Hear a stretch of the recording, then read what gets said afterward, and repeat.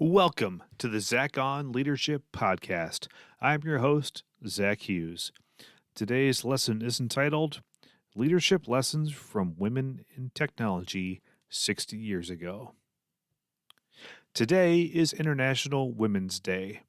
Today, I'm grateful for the women I get to work with every day in my high-tech field. I appreciate the fortitude it takes to thrive in a field made up of mostly men. I recently attended a Minnesota Technology Association event for women leading in technology. I attended for 3 reasons. Number 1, I wanted to support the women on my team. Number 2, the networking and speaker genuinely interested me. And number 3, I knew I would be in the minority, and I wanted to feel what that felt like. I'm a nerdy-looking man in a highly technical field. Every day I fit right in. Not everyone on my team has that same advantage. As a leader in my department, I take my responsibility seriously to pay attention and look for opportunities for empathy, support, and advocacy. Hidden Figures. I recently watched the 2016 film Hidden Figures, directed by Theodore Melfi, and it made me think. I first heard about the film from my pastor at church. He used it to teach a lesson on forbearance. That was good, but I saw an additional lesson for all the technology leaders out there. Before I get to that, I'll give you a quick introduction to the film. It's based on the true story of 3 African American women who worked at NASA in the 1960s. Katherine Johnson, played by Taraji Henson, was a brilliant mathematician on the Space Task Group, the group responsible for NASA's first manned spaceflight.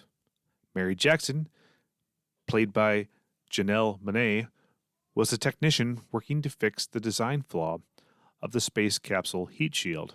She eventually became an engineer. Dorothy Vaughan, played by Octavia Spencer, taught herself Fortran so she could program NASA's first mainframe. She taught others and eventually led the programming department. These are the heroes of the story. They were the hidden figures. They overcame unimaginable circumstances. They were key contributors to the success of the space program. Watch the film. It will move you. I watched it with my whole family.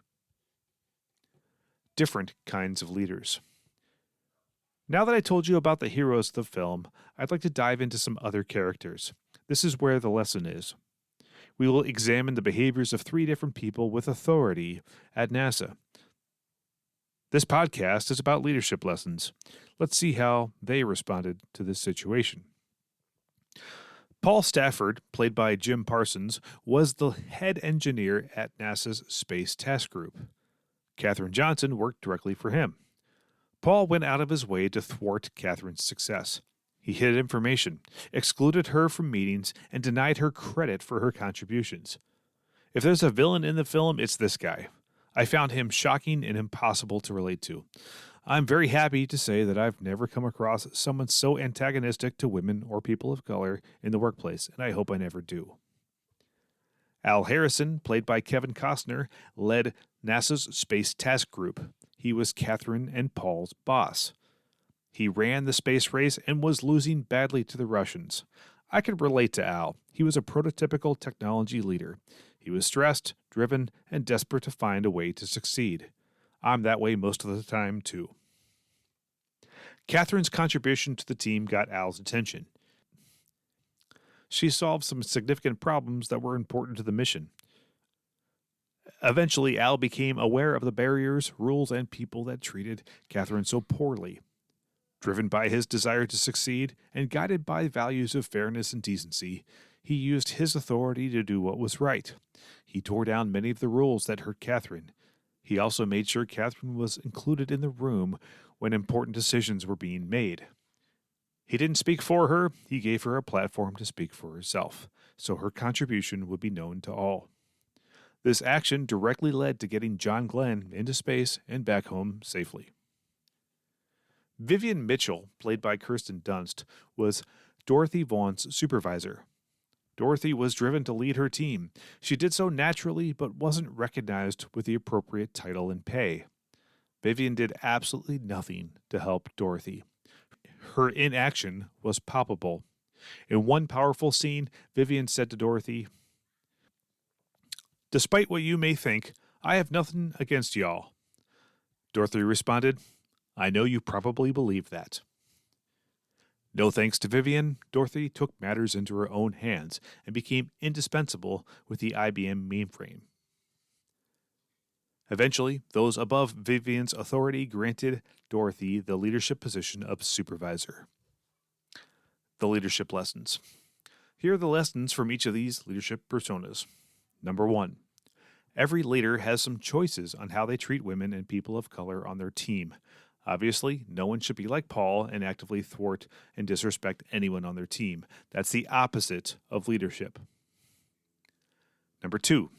Initially, Al was oblivious to the problems on his team, but when he became aware, he chose to investigate, even though it was uncomfortable. He chose to right the wrongs. He broke the norms and did what was right for his team members and his mission.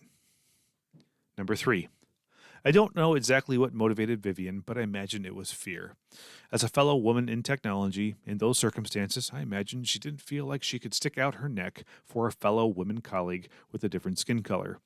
As far as we know, she never even tried. That's not leadership. Leaders take risks on behalf of their teams. That responsibility comes with the extra pay and the title. Since Vivian didn't do that, she didn't deserve her role. Conclusion. It's been 60 years since the events of this story took place. In so many ways, we are doing a lot better than we did back then. Yet, as technology leaders, we still have work to do. On this International Women's Day of 2023, I implore you to pay attention. Watch out for the unfairness and injustice. Use your position of authority to advocate for women who deserve to be included and promoted. Yes, that may mean taking a risk. That's okay. That's what you're supposed to do. That's what leaders do.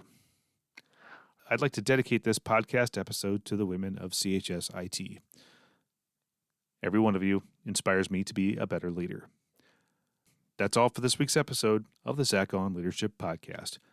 Thanks for listening.